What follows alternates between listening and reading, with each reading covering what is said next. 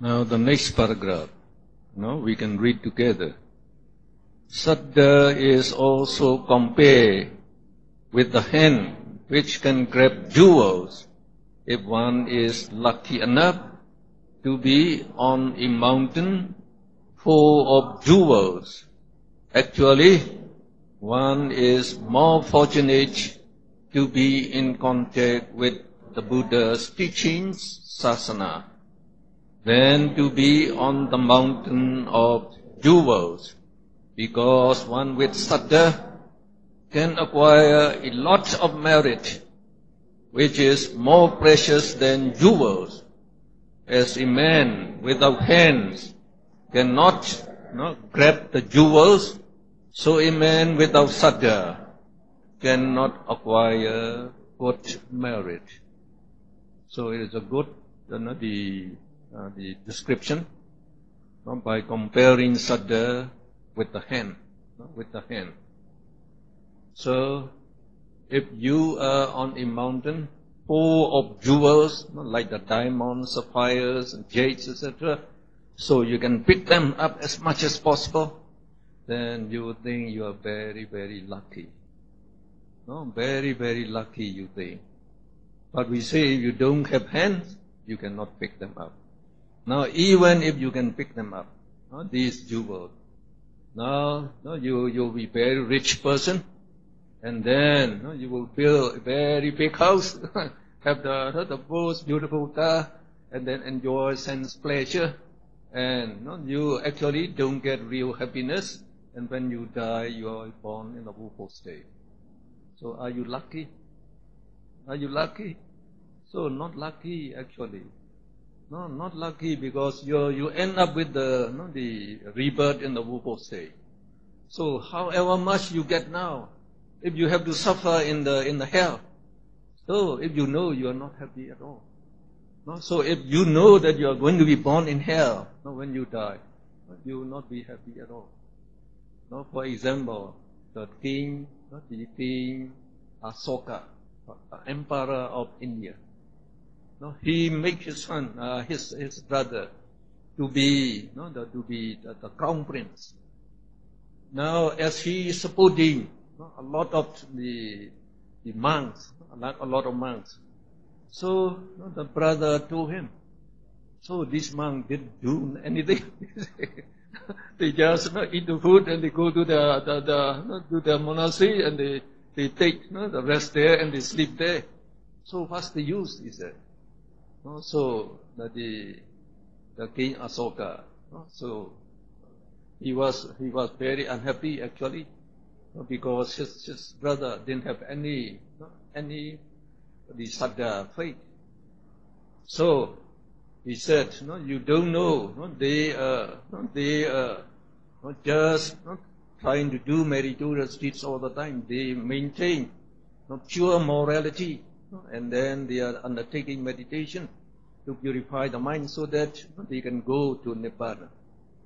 Now he makes I will let you be the king of this emperor for 7 days. For 7 days you rule it, and after that I will kill you. So he gave his brother the chance to rule. So the son thinking that I shall die in 7 days. I shall die. So he was very unhappy. He cannot even eat. He cannot sleep. So how about it? He said, So I give you everything now. You are not happy because I'm always thinking that I have to die. So that is the reason. Though you have those riches, by enjoying them, if you have to be born in the woeful state, you will not be happy. Actually, it is a blessing in disguise.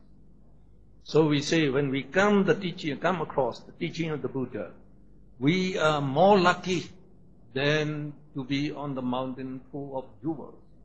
But now, we can accumulate great merit every day, great merit, which are much worth much more than those American dollars I said. So that is saddha. It's very nice to have and to develop the saddha, very important. Now the last paragraph. Please read again. As Moha is the leader of immoral the seekers, so Saddha is the leader of Sobhana the seekers. It is the most precious treasure and also one of the 5 spiritual faculties, Indriya, as well as one of the 5 spiritual powers, Phala. Phala means power. Indriya means faculty. Faculty means that has control in his faculty. Now, when the Buddha was asked, what is the most precious treasure in life? So the Buddha said, Saddha is the most precious treasure. So not the jewels, not the money that you possess, not the most valuable treasure. So we should develop the Saddha.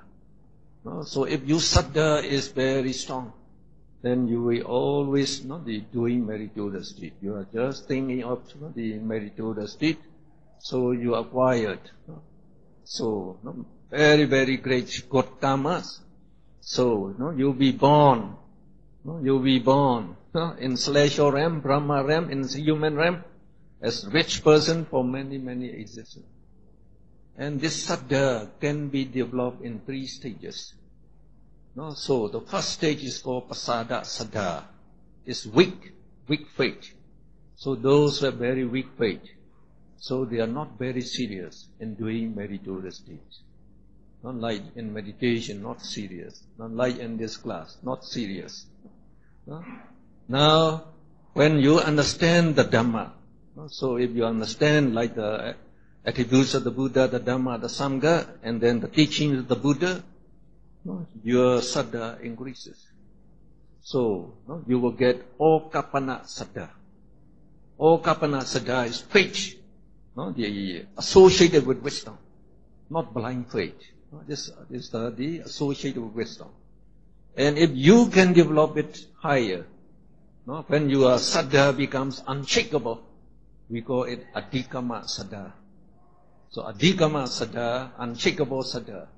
Now when you attain that, you become a noble person. You become a noble person. So this Saddha, if you can just increase, so finally you become noble person. Now when we say Saddha is one of the 5 spiritual faculties and also one of the 5 spiritual powers. So these 5 spiritual powers and faculties are, Saddha is number 1. And then Sati, mindfulness, is number 2. And then Virya, the effort, is number 3.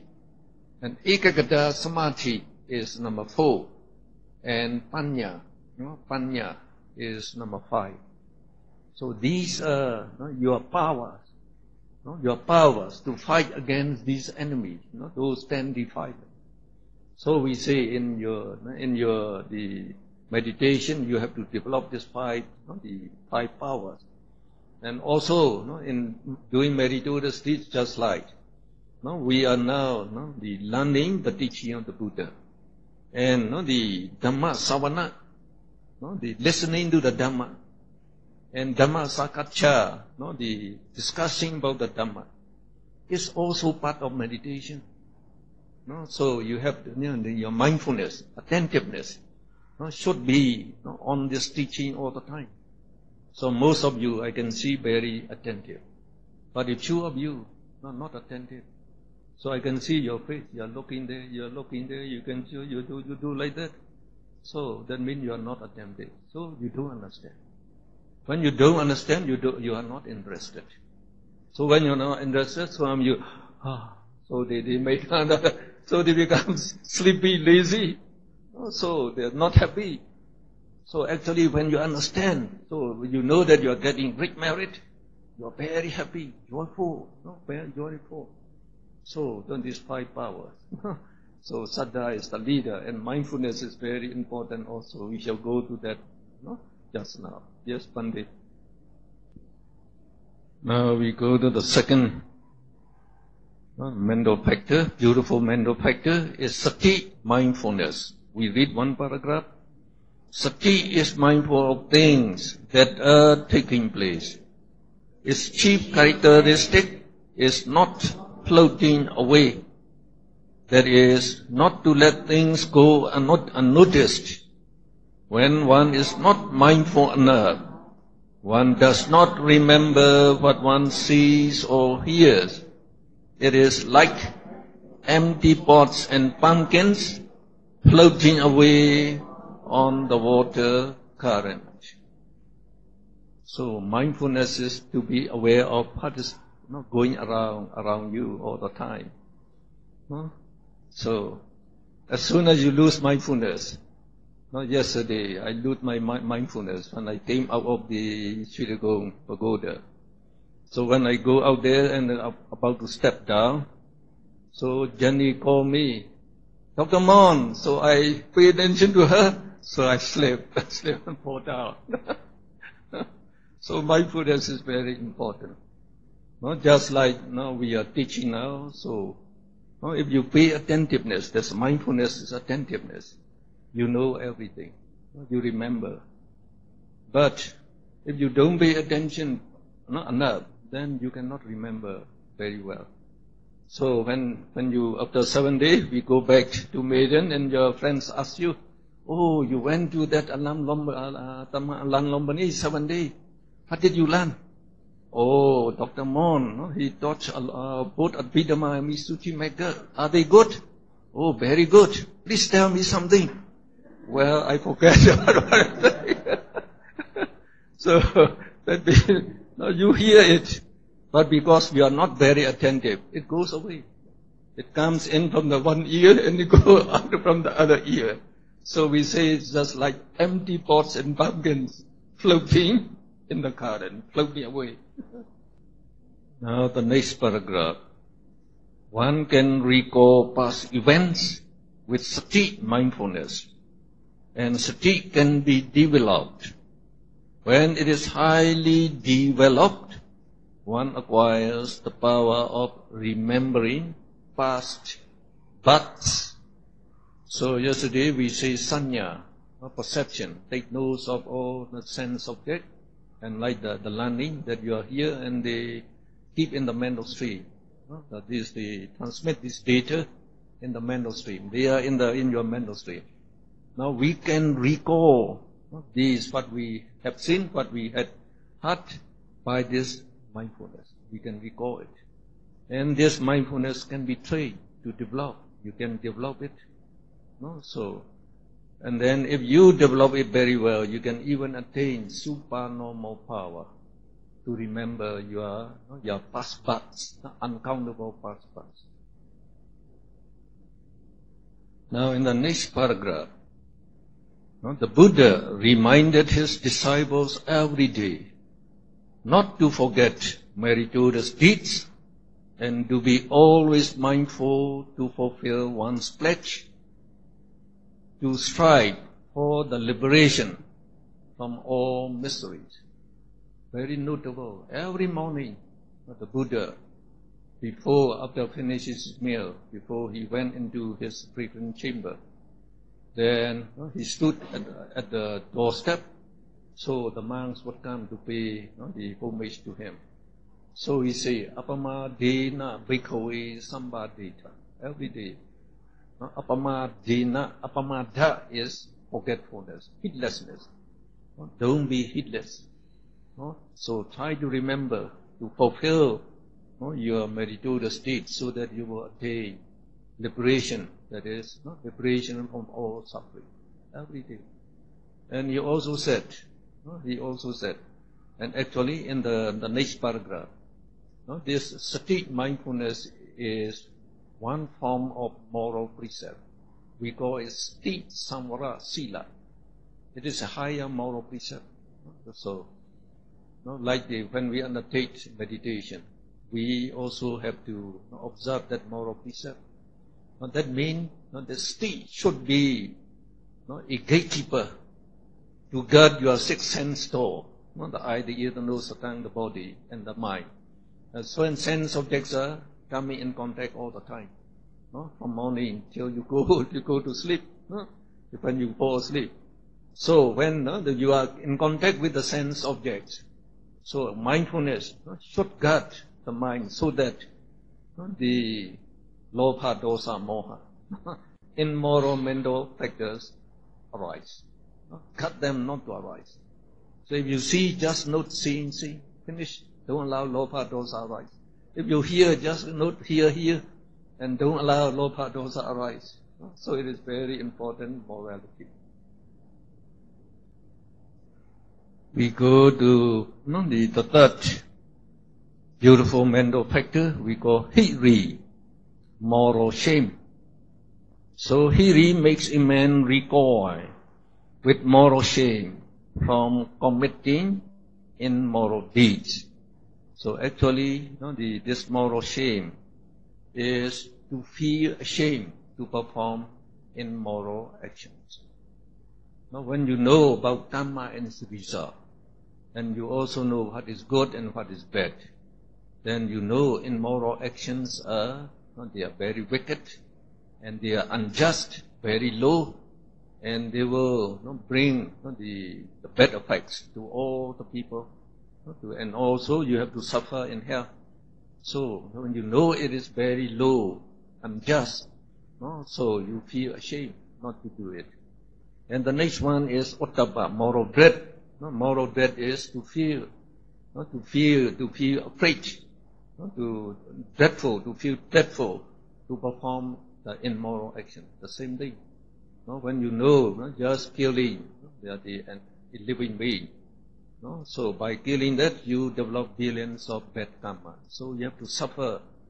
If that karma has the chance to bear result, you have to suffer in hell for many existences, and even in you will be born as animals, and you will be killed many times. Just like I say, the story of the Martina. So when we know that, we are scared. We are scared to perform immoral deeds. So these hiri and ottappa, they are regarded as the guardian of the world, and they are among the 7 virtues of an upright virtuous person. So the 7 virtues is these 4, saddha, sati, hiri, ottappa, and then virya, the good effort, 5, and then knowledge, sutta and panya. Sutta, panya refers to knowledge and wisdom. So these are the 7 virtues of an upright virtuous person. So you have to develop them to be an upright and virtuous person. Now on page 80, number 5 is lobha, greedlessness and generosity. So it is the opposite of lobha. Lobha is greed with the characteristic of craving and attachment. Yesterday we explained that. Now in the case of alobha, it is greedlessness, no greed, and no craving, and no attachment, no attachment. So when we see beautiful things, beautiful sense objects, we say, you desire to get it, you crave to get them. That is lobha. And then when you get them, oh, this is mine, this is my house, this is my watch, this is my car. So you have attachment to them. So when they are lost, you are very, very sad and unhappy. So in the case of the alobha, though you say, oh, beautiful things, and like the good food, good entertainment, so you just busy it, so you don't crave for them. Don't crave for them. And no attachment to them. No attachment to them. So it is compared to the arahat. Arahats are persons who do not have any lobha, dosa, moha. No defilements in them. Totally pure. So they don't crave for anything. No desire anything. And they don't regard any of their things as their objects. Oh, this is my robe. No, this is my bow. So no regard like that. So when somebody take his robe or the bow away, so no happiness. So always happy actually when you can so from lopa, craving arises from craving arises grief and fear.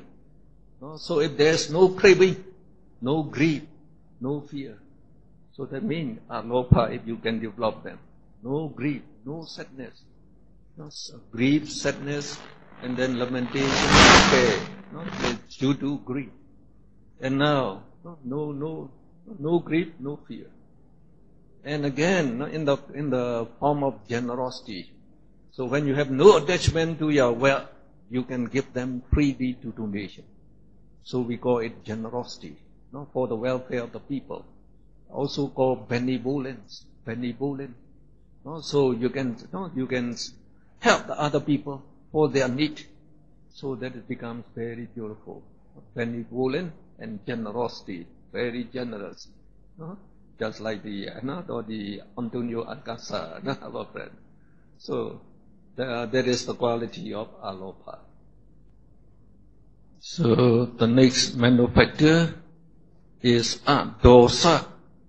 So we give the meaning here: non-hatred, tolerance, loving kindness. So again, you should see dosa as the opposite of dosa. So yesterday we studied about dosa. Dosa is anger, hatred, ill will, we say. Now you can see the dosa, no anger, no hatred. And then instead of ill will, we say you have goodwill. When you have goodwill, you always consider for the welfare of other people, all other living beings. And yesterday we say dosa is the most destructive element. Very rough, very cruel.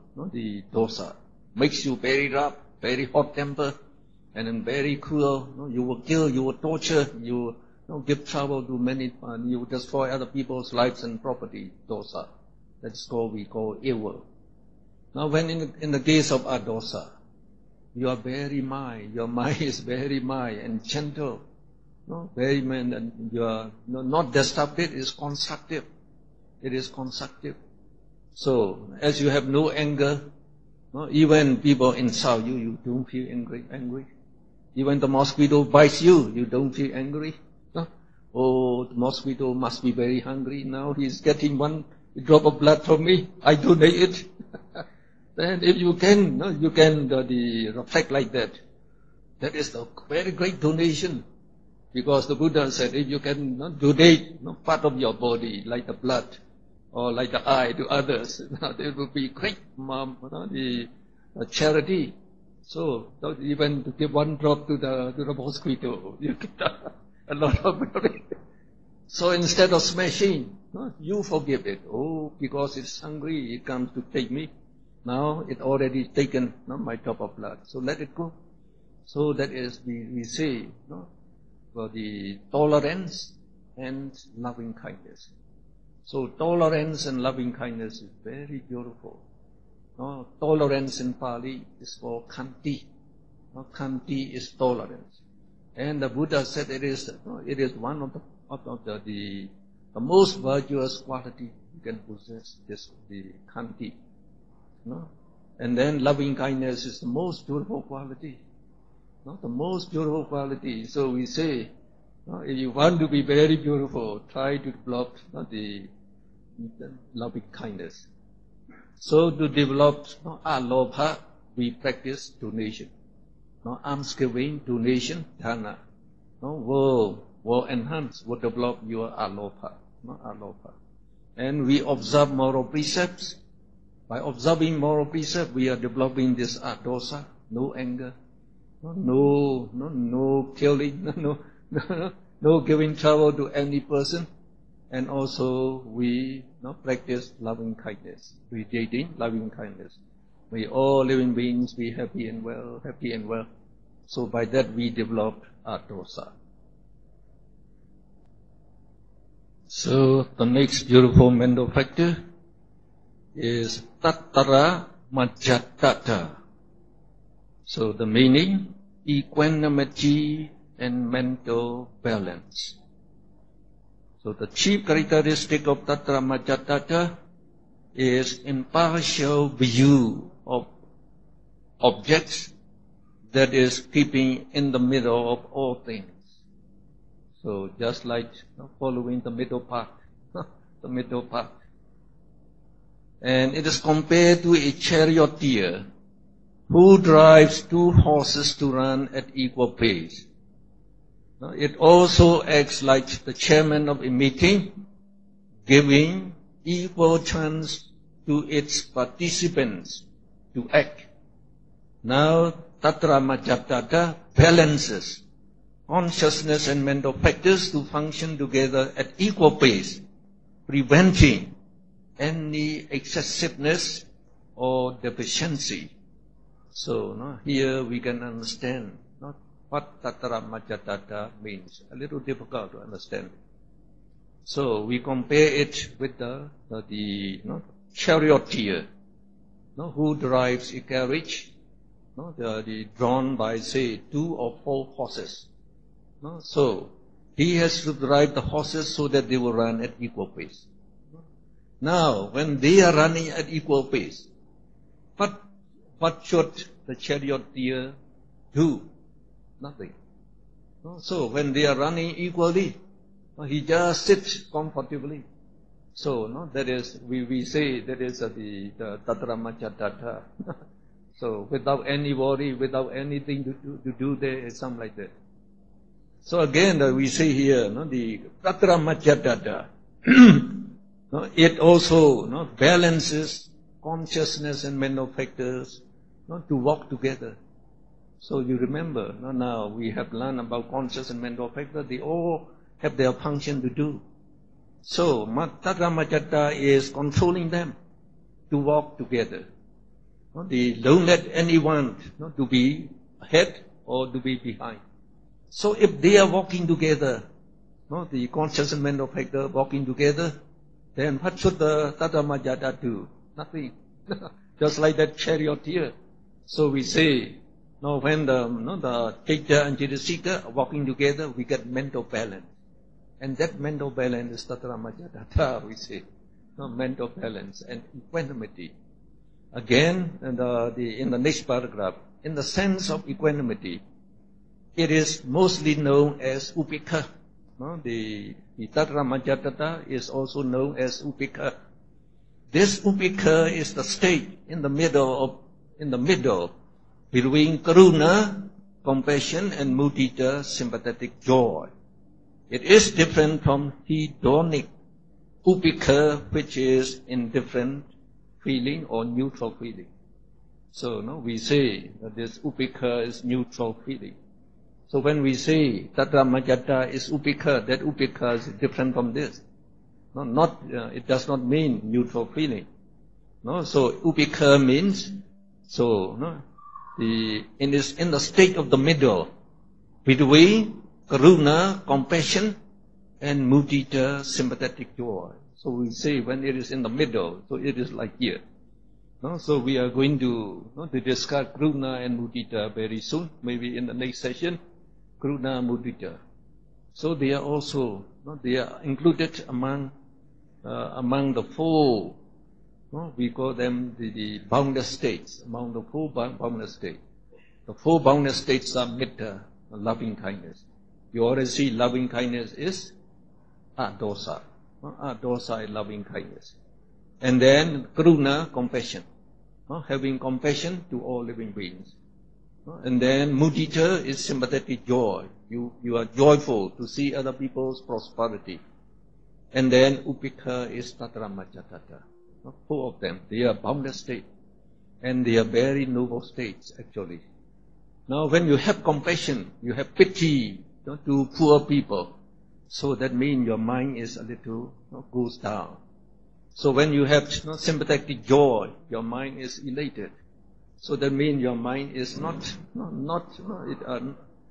stable, not calm. No, like in the Taramachatata. No, so when he sees poor people, he just reflect. All beings are as conditioned by their karma. No, that we say sabbe satta kammasaka. No, sabbe satta kammasaka. All living beings are as conditioned by their own karma. So they are poor, or they have to suffer many diseases because of their bad karma. So you reflect like that, and then you just keep your mind at balance. Balance, not shakable, not up and down, just like the big rock, not moved by the storm.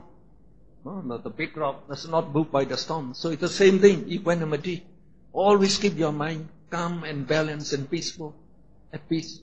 And when you see prosperous being, you don't feel the elated. So by developing the sympathetic joy. So again, you just reflect. Sabbe satta kammasaka. So he is prosperous because of his good fortune, or his good karma. But this good karma and the good fortune does not last always. So when the bad karma comes, he have to suffer again. So he not move anything. That is mental balance. It's the highest quality among these four. Higher than metta, karuna, and mudita, upekha. So also like when we undertake vipassana.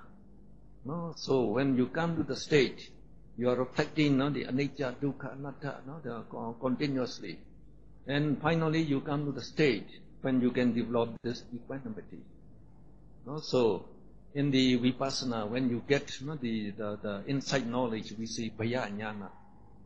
Bhaya jnana, you see this the mental material only dissolving, perishing, perishing. You even feel the dreadful.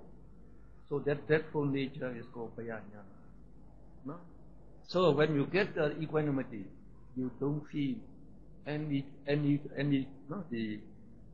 hatred or attachment or love anymore on this mental material. They are rising and dissolving just as their intrinsic property, their intrinsic nature. They will be arising and dissolving. So you just keep your mind balanced, not concerned. They are not mind. It is just their intrinsic property arising and dissolving, nothing to do with me. So you don't develop any love or attachment to mental materiality, and you don't develop any fear or hatred to this. So that is called equanimity. So when you come to the state, you get very high, the insight knowledge. So the remaining mental factors are not very difficult. So we say on page 181, 8 and 9, they are kaya passathi and citta passathi.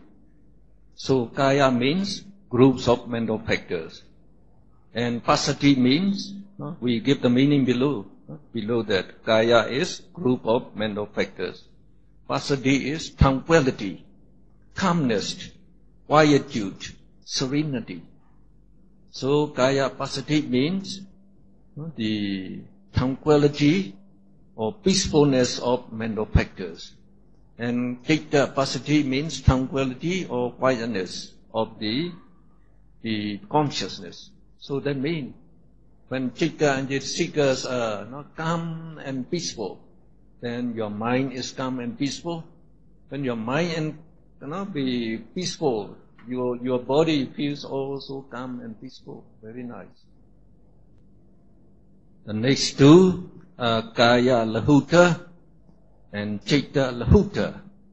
So lahuta means lightness or buoyancy or agility.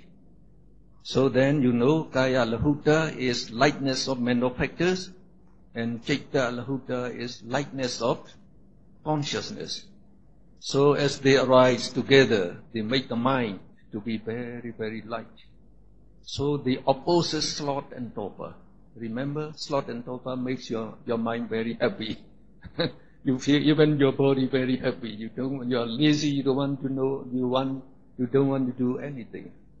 But when this lahuta becomes strong in you, especially in meditation. So we say when you are meditating, you are developing moral minds by billions. And in these moral minds, not only the jhana factors are present, all these 19 beautiful mental factors are present. They associate with that's why we say if you live with moral minds, you live very beautifully. And in meditation, you are developing mental factors, developing. So passaddhi and the lahuta will become stronger and stronger. So passaddhi, we say piti gives rise to passaddhi, tranquility. And tranquility gives rise to happiness. So that means when you get the passaddhi, then you also get the sukha, happiness. So you feel very, very calm and peaceful and very light, as if your body is floating in the air. So some the meditators, they feel like that. So we are on page 82.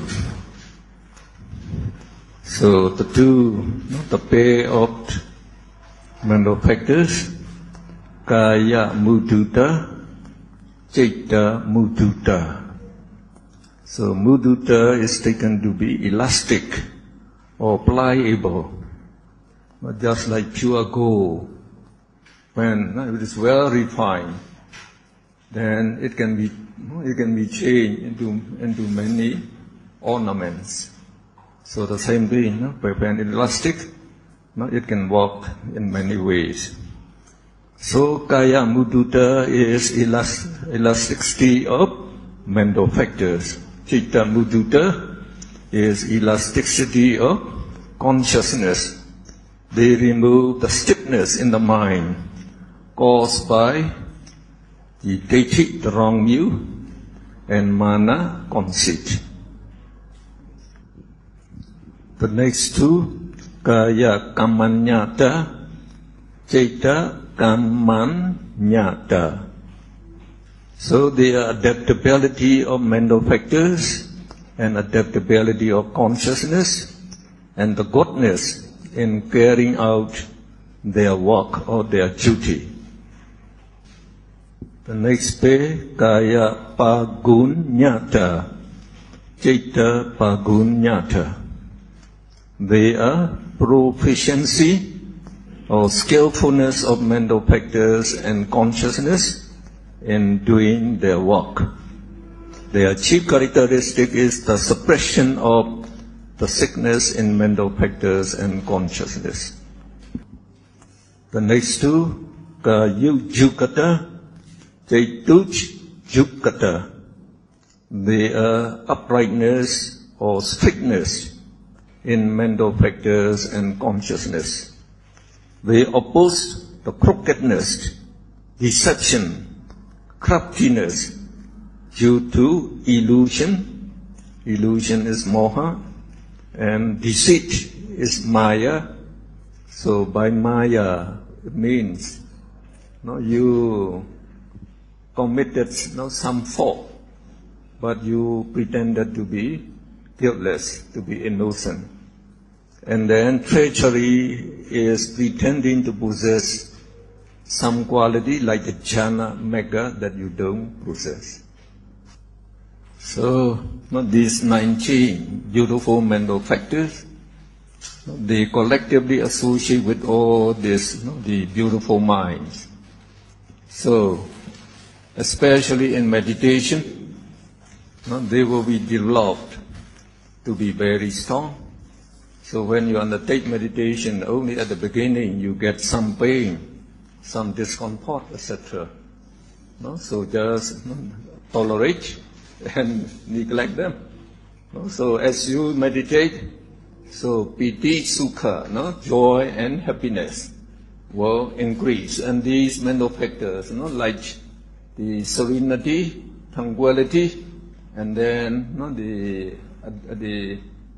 the lightness, and the elasticity, etc., they will be developed, so you will feel very, very comfortable, peaceful, and blissful. Okay.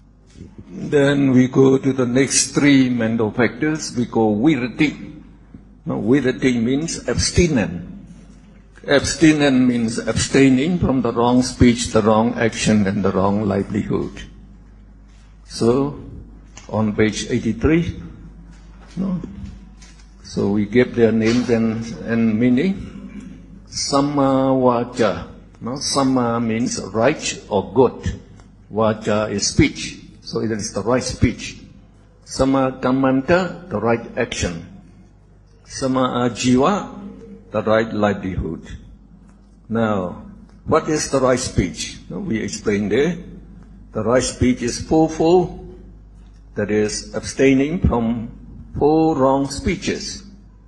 Now, the 4 wrong speeches are musawada, lying, pisuna vaca, slandering, prusa vaca, harsh speech, abusive language, and sampapalapa, frivolous talk or gossiping.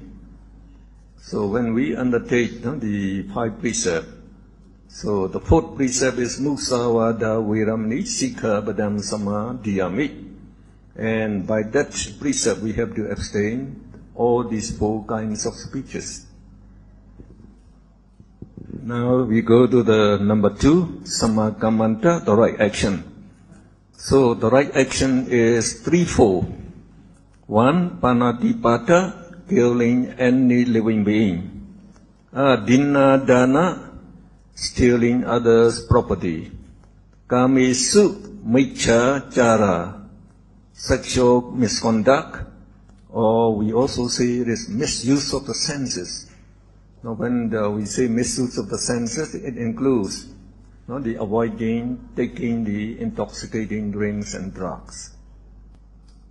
Now, the number 3, sama jiva, the right livelihood, is making your livelihood by abstaining the above, the 4 kinds of false speeches, and the 3 are the evil actions, 3 evil bodily actions. And also here, we describe in this paragraph, so in learning, in earning our livelihood, we must not cause any harm to living beings, such as trading in arms or weapons, and trading human beings, like animals, poison, insecticide, intoxicating drinks and drugs, as well as slaughtering, fishing, soothsaying, deceit, treachery, soothsaying, trickery, etc. So we should abstain from these in making a livelihood. So these 3 virities, they actually serve as 3 factors of the Eightfold Noble Path that constitute the training of morality. And if we can keep pure 5 precepts, actually we can fulfill these 3 virati. Then we go to the next 2 mental factors we call apamanya. So apamanya means illimitable. Illimitable means no limit and no boundary. So it is also called boundless, no boundless state. So the 2 mentioned here is karuna, compassion, or having pity for poor living beings, and you wish them to be free from their suffering. Mudita is sympathetic joy. That means you have joy in other people's prosperity or success.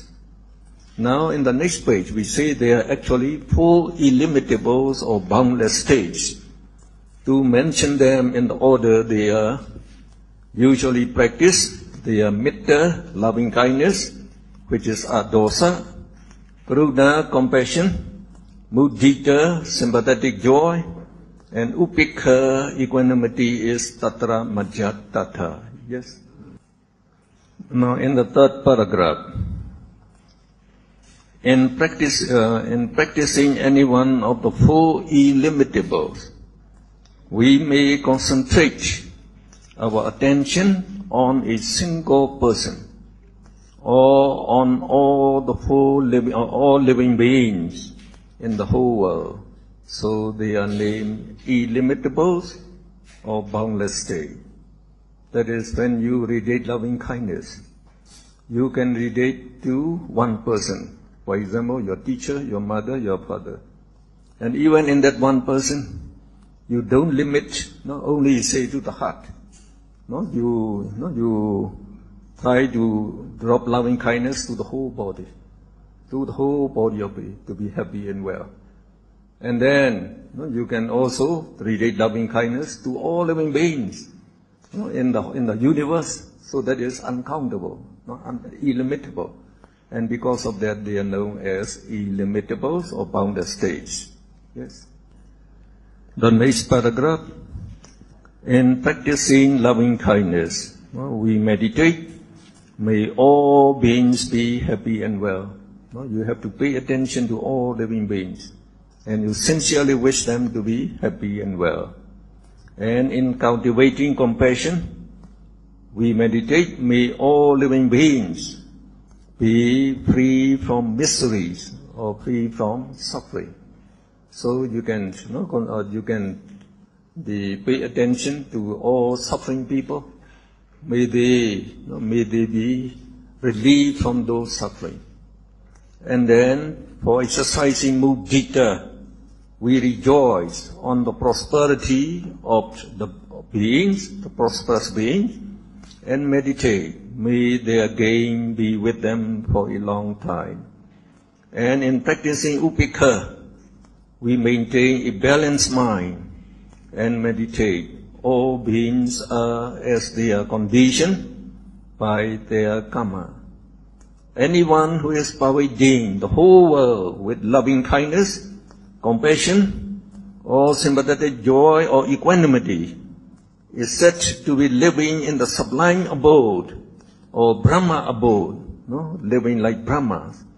So the four illimitables are also known as Brahma Vihara, sublime modes of living. So if you like to live in the sublime abode, just like Brahma, so you can practice. And actually, in Power Center, so they teach you how to develop this. So first you must attain the fourth jhana in anapanasati. Then easily you can meditate this. Now we go to the last mental factor. So we keep here panyendriya or panya. So now you look in your book, the second paragraph there. Panyendriya has the control over understanding of things as they really are. So panya means wisdom, indriya means control, controlling. Now, what do you mean by understanding things as they really are? So all living beings and non-living things, they are just mentality, materiality. Mentality, materiality, and they are just arising and dissolving very rapidly. So they have the characteristics of impermanence, suffering, and not self. So to know this, and like the natural truths, like karma and result. What is kusala, akusala, and then to know the causal relation of dependent origination, and then the Four Noble Truths. These are the wisdom, and we go to the third line. Because it overcomes ignorance, it is also called amoha, non-delusion or wisdom. Ignorance is moha, so the panya is also called amoha.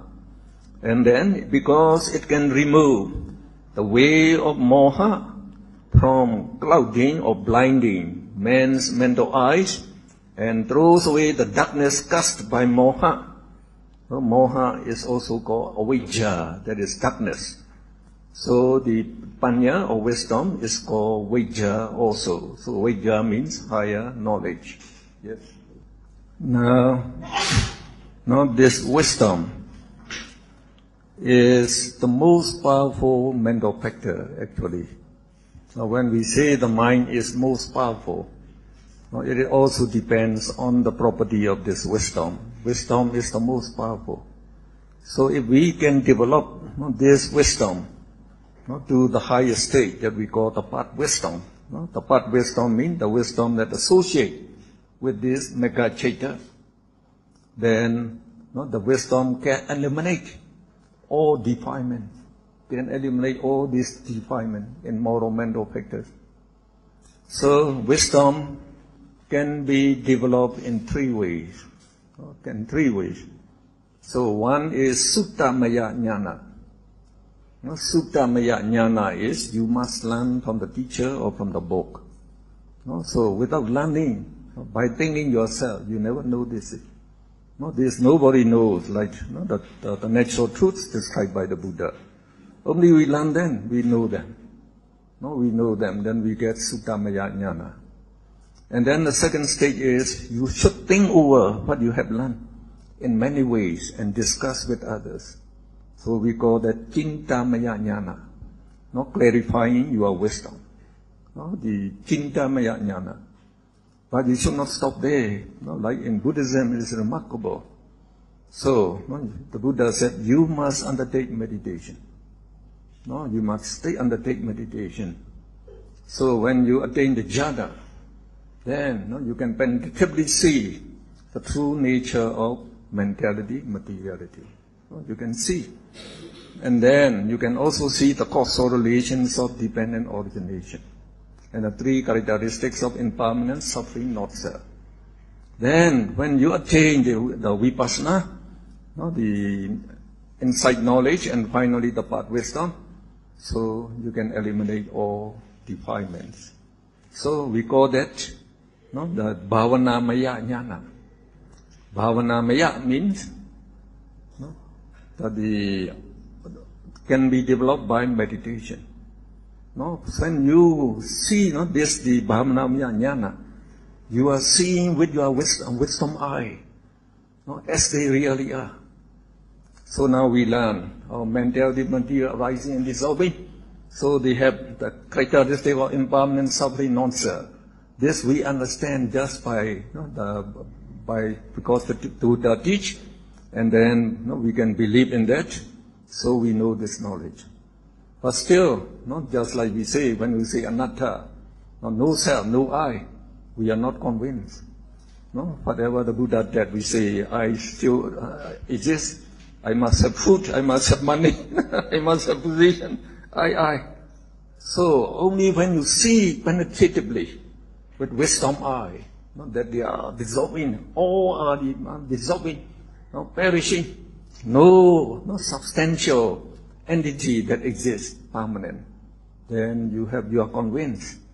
If you are convinced, only to that state, that no I, that is, you can eliminate sakkaya deity, remember, the basic wrong view, personal belief.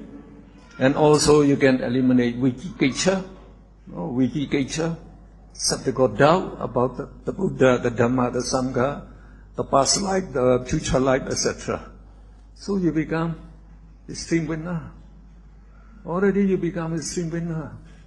So you can become only by meditation, by these three stages.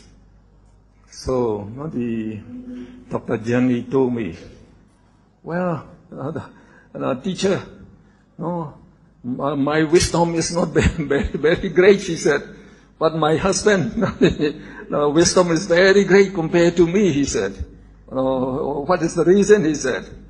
So I can notice her. She is very benevolent. She is always attentive to the welfare of all the beings. And she is offering volunteer service for the welfare of all the people. So when nobody washed the dishes, she washed. She washed. So by that she got very great merit, very great merit, but it would not be as great as listening to this teaching. So this is included in Bhavana Maya Panya, Sutta Maya Panya here. Here you're getting the wisdom, developing the wisdom. So among the 38 blessings, the Buddha didn't include the volunteer service as a blessing. But he includes listening to the Dhamma is a blessing. And then discussing the Dhamma is a blessing. That is a great blessing there, he said. So I told her, well, you just do what should be done. You should limit it. And you should give priority not to the Sutta Maya Jnana. You have to learn. Without learning, you cannot get. So give priority to listen to the Dhamma. And then to meditate. So only then you can develop wisdom. Okay. So we say in learning from books, all the books written nowadays is uncountable. So by learning those are the books, you will gain only some knowledge. We say sutta. Sutta is general knowledge. And you don't know the penetratively the true nature of living beings and inanimate things. You never get the wisdom that the Buddha said. This wisdom, only this wisdom can eliminate these defilements. So you should give priority to learning only the teaching of the Buddha. And in the teaching of the Buddha, again, we don't have time to read all the Tipitaka. So, according to my opinion, only this Abhidhamma and Visuddhimagga, they describe the essence of all the teaching of the Buddha. So if you only know this, you have enough knowledge, enough wisdom, then you try to undertake meditation. So we go to the next topic. Association of each mental factor with different consciousnesses. So remember, consciousness and mental factors do not arise separately. They always arise together and dissolve together. Now, we shall learn how these 52 mental factors associate with consciousness. So we give you the general rule first, which you already know actually. So you should pay attention to this. Now, number one there, the 7 essential mental factors, Sabbaceta Sadharana, associate with all consciousness. So that you already know. You already know. So here also we say, there's 7 mental factors called Sabbaceta Sadharana, associate with all consciousness. These are all consciousness, the same in at all these consciousnesses. So it's easy, you already know it. And then number 2, the 6 particular mental factors, we call Pakinaka, associate with certain Sobhana Cheta and Asobhana Chetas that they should associate. So, and we shall have to see in detail which Cheta they associate. These are the 6 Pakinaka. So these are the 12 Akusala Cheta. These are the 18 rootless consciousness that we call Asobhana, not beautiful consciousness. So they also associate with these and also with those beautiful Chetas. Now number 3, the 14 immoral mental factors, Akusala Cetasikas, associate only with immoral Chetas. So it's easy. So that means this 14 immoral mental factor associate only with 12 Akusala Cheta. And now number 4, the 4 Akusala Sadharana. So that refer to this Moha Chatoka. Moha Chatoka, this 4. We also call them the what do you call them? Akusala Sadharana. So they associate, this 4, associate with all the 12 immoral minds, immoral consciousness. And then number 5, 19 Sobhana Sadharanas, associate with all beautiful consciousness. Again, you can see this 19. No, they were associated with all Sobhana Citta. And then the remaining 6 Sobhana Citta seekers associate only with Sobhana Citta. No, the remaining 6 mean there's 3 Virati and there's 3. So they associate only with beautiful consciousnesses.